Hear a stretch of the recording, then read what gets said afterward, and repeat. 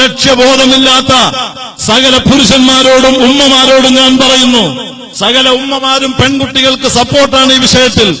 അന്യ ആൺകുട്ടികളുമായിട്ട് പ്രണയം നിലനിർത്താൻ വേണ്ടി കോണി വെച്ചു കൊടുക്കുന്ന ഉമ്മമാരുടെ ജീവിതം വർദ്ധിച്ച സമയമാണ്.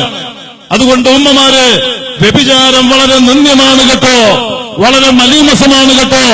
എപ്പോഴും പറയാറുള്ളത് പോലെ ഞാൻ ശക്തമായ ഭാഷയിൽ പറയുകയാണ്. അല്ലാഹുവിന്റെ ഖുർആൻ അത് വളരെ താക്കീതോടുകൂടെ ഓർമ്മപ്പെടുത്തിയിട്ടുണ്ട്. വലാ തഖറബു സിന ഇന്നഹു കാന ഫാഹിഷ. വ്യഭിചാരത്തിലേക്ക് നിങ്ങൾ അടുക്കരുത്, അത് വളരെ നിന്ദ്യമാണ്, അത് വളരെ മോശമാണ്, അത് മാന്യന്മാർക്ക് പറ്റിയ പണിയല്ലെന്ന് പറഞ്ഞ പരിശുദ്ധ ഖുർആന്റെ ഏറ്റവും വലിയ മുഫസ്സിർ കൂടിയായ ഹബീബായ തങ്ങൾ പറഞ്ഞത്, ലാ യസ്നി സാനി ഹിന യസ്നി വഹുവ മുഅ്മിൻ. ഒരു വ്യഭിചാരി ആ വിഷയത്തിൽ അന്യ സ്ത്രീ പുരുഷ ദർശനം കണ്ണുകൊണ്ടുള്ള വ്യഭിചാരമാണ്, കൈകൊണ്ടുള്ള വ്യഭിചാരമാണ്.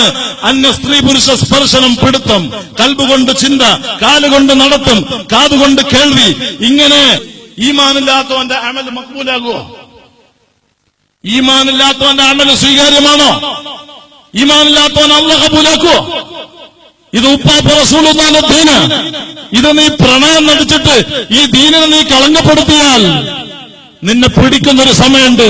ദുനിയാവിൽ നിന്നെ പാഠം പഠിപ്പിച്ചിട്ട് ഖബർക്ക് അങ്ങോട്ട് കൊണ്ടുപോകും. വളരെ സൂക്ഷിച്ചോ. ഇന്ന് പ്രമാണിമാര് ദീനീ വിഷയത്തിൽ നേതൃത്വം നൽകുന്ന ആളുകൾ വരെ ഒരു പെണ്ണിന് സ്വന്തം മകളുണ്ടായിട്ട് ആ മകൾക്ക് വേണ്ടി ഒരു ചെറുക്കനെ നോക്കി വെച്ചാൽ നിക്കാഹ് നടക്കുന്നത് വർഷങ്ങൾ കഴിഞ്ഞിട്ടാകും, മാസങ്ങൾ കഴിഞ്ഞിട്ടാകും, ദിവസങ്ങൾ കഴിഞ്ഞിട്ടാകും.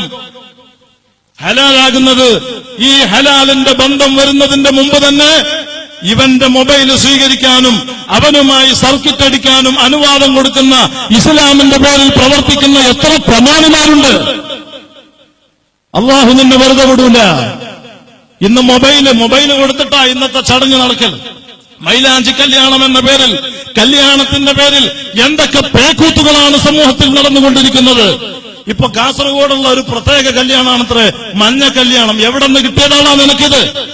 അള്ളാന്റെ ദീനിനെ നീ കളങ്കപ്പെടുത്തിയാൽ എത്രയോ വലിയ വലിയ മാരകമായ രോഗങ്ങളെ കൊണ്ട് ക്യാൻസർ പിടിപെട്ട ഒരു ചെറുപ്പക്കാരൻ സ്വകാര്യ വയത്തിൽ ക്യാൻസർ പിടിപെട്ട് എന്റെ മുമ്പിൽ വന്നു. കണ്ണിൽ നിന്ന് കണ്ണുനീരൊഴുകിയിട്ട് വറക്കുന്ന ചുണ്ടുകളോട്, വിതുമ്പുന്ന ഹൃദയത്തോട് ആ ചെറുപ്പക്കാരൻ എന്നോട് പറഞ്ഞു, വർഷങ്ങളായി എനിക്ക് രോഗം പിടിപെട്ടിട്ട് എന്റെ കുടുംബം മുഴുവനും എനിക്ക് വേണ്ടി ഉറക്കൊഴിഞ്ഞു മടുത്തു. എന്റെ ഉമ്മ നന്നായിട്ട് പരിചരിക്കലുണ്ട്, പക്ഷേ അവരുടെ വേദന ഞാൻ കണ്ടറിയാണ്. അവരുടെ വേദനയും വിഷമവും എനിക്ക് സഹിക്കാൻ കഴിയുന്നില്ല. എന്റെ ശരീരത്തിന്റെ വേദന അതിലും കഠിനമാണ്. ഒരു മുറുക്ക് വെള്ളം ചുണ്ടുണങ്ങി ദാഹം കൊണ്ട് ഞാൻ കുടിച്ചാൽ വയറ്റിൽ വെള്ളമെത്തിയാൽ ഉടൻ തന്നെ പുറത്തേക്ക് ഛർദിക്കും. എനിക്ക് രാത്രി കിടന്നാൽ ഉറക്കില്ല, ചുമ വന്നാൽ ചുമ നിൽക്കൂല, രാത്രിയായാൽ ശക്തമായ പനി വന്നിട്ട് ശരീരം മുഴുവനും വിറക്കും. ഞാനൊരു വല്ലാത്ത നിലക്ക് വലിയ വിഷമത്തിലാണ്. അതുകൊണ്ട് ഞാൻ മരിക്കാൻ എന്ത് ചെയ്യണം?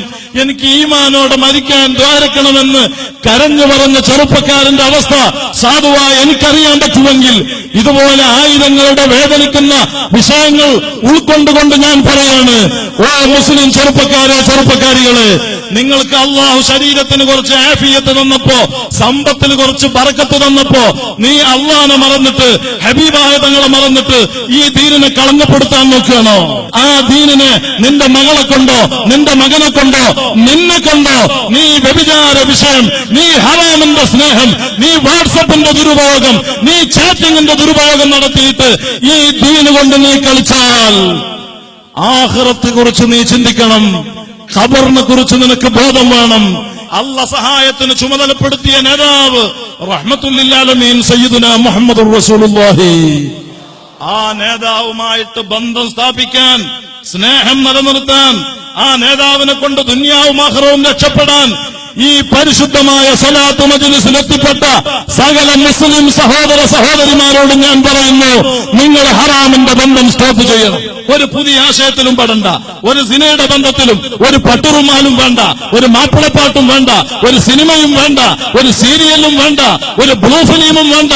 ഒരു ഹറാമിന്റെ ചലനങ്ങളും ഒരു ഹറാമിന്റെ ചിന്തയും ഒരു ഹറാമിന്റെ ജീവിത രീതിയും നമ്മുടെ ജീവിതത്തിൽ ഇനി ഉണ്ടാകൂല എന്ന് ഖൽബിൽ അസ്മ ചെയ്യാനുള്ള വേദിയാണ് ബായാർ സ്വലാത്ത്. ഇവിടെ കുറെ പാട്ടുപാടി രസിപ്പിക്കാനല്ല, ഈ മുസ്ലിം ഉമ്മത്തിനെ നന്നാക്കാനുള്ള മജ്‌ലിസാണ്. അല്ലാഹു കബൂലാക്കി തരട്ടെ.